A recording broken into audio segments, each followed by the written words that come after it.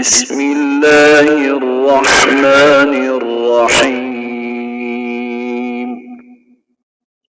سبح اسم ربك الأعلى الذي خلق فسوى والذي قدر فهدى والذي أخرج المرعى فجعله غثاء أحوى سنقرئك فلا تنسى إلا ما شاء الله إنه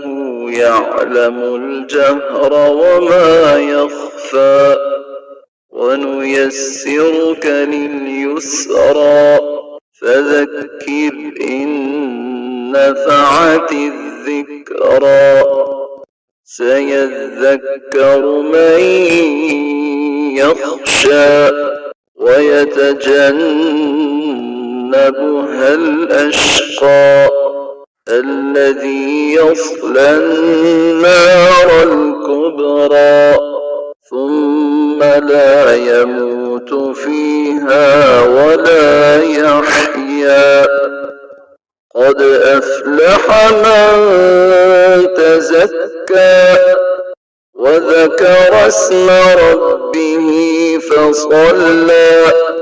بل تؤثرون الحياة الدنيا والآخرة خير وأبقى إن هذا لفي الصحف الأولى صحف إبراهيم وموسى